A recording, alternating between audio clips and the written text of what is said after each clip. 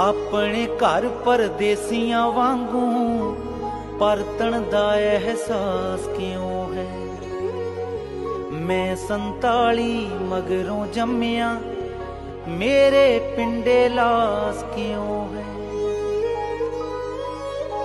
ਸ਼ਹਿਰ ਲਾਹੌਰ ਚ ਆ ਕੇ ਜੇ ਨਨਕਾਣੇ ਵੀ ਮੈਂ ਜਾ ਨਹੀਂ ਸਕਦਾ, ਤਾਂ ਗਲ ਵਕੜੀ ਪਾ ਕੇ ਮਿਲਦਾ ਸਤਲੁਜ ਨਾਲ ਬਿਆਸ ਕਿਉਂ ਹੈ। ਇੱਕੋ ਫਾਂਸੀ ਇੱਕੋ ਗੋਲੀ, ਰਹਿਮਤ ਅਲੀ ਸਰਾਬਾ ਬਿਸਮਿਲ। ਆਜ਼ਾਦੀ ਤੋਂ ਮਗਰੋਂ ਸਾਡਾ ਵੱਖੋ ਵੱਖ ਇਤਿਹਾਸ ਕਿਉਂ ਹੈ।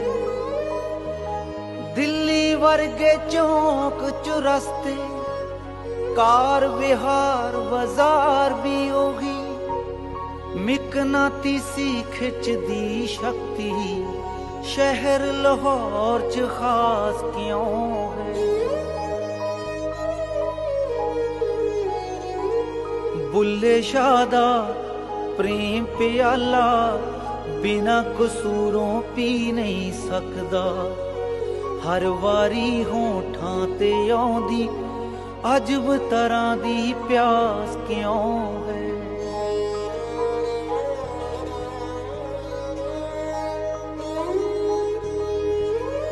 ਵਾਰਿਸ ਦੇ ਜੰਡਿਆਲੇ ਬੈਠੇ ਮਸਤ ਔਲੀਆ ਹੀਰ ਸੁਣਾਉਂਦੇ, ਰਾਂਝਣ ਯਾਰ ਫਕੀਰਾਂ ਨੂੰ ਇਹ ਫਿਰ ਮਿਲਣੇ ਦੀ ਆਸ ਕਿਉਂ ਹੈ।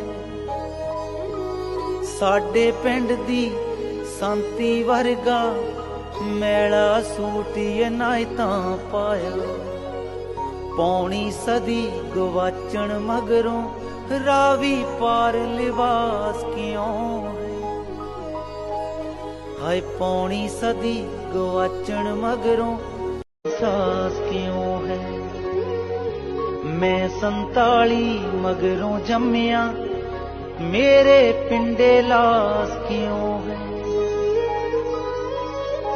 ਸ਼ਹਿਰ ਲਾਹੌਰ ਚ ਆ ਕੇ ਜੇ ਨਨਕਾਣੇ ਵੀ ਮੈਂ ਜਾ ਨਹੀਂ ਸਕਦਾ, ਤਾਂ ਗਲ ਵਕੜੀ ਪਾ ਕੇ ਮਿਲਦਾ ਸਤਲੁਜ ਨਾਲ ਬਿਆਸ ਕਿਉਂ ਹੈ। एक मेरी यात्रा चुकी है, बचपन से जाते आना जाना। मेरा भरा बड़ा माहौलिया सी, आदि पति नूं क्या करे, वो दुनिया च नहीं रहे, यादा दिल च कायम है। ਮਿਕਨਾਤੀਸੀ ਖਿੱਚਦੀ ਸ਼ਕਤੀ ਅੱਜ 76 ਵਰਿਆਂ ਬਾਅਦ ਆਪਣੇ ਘਰ ਪਹੁੰਚੇ ਹੋ, ਕਿਦਾਂ ਦੀ ਫੀਲਿੰਗ ਹੈ? बहुत ज्यादा खुशी है।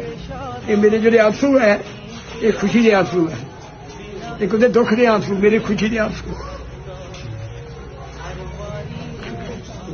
ਆਉਂਦੀ ਅਜਬ ਤਰ੍ਹਾਂ ਦੀ ਪਿਆਸ ਕਿਉਂ ਹੈ।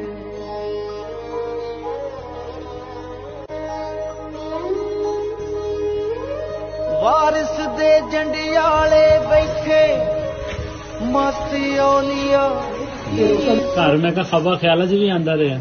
अंदर जाके देखेंगे जी साडी की हालत है। दिल के दर्द जिहड़े है तुहाडे नाल साझे करना है।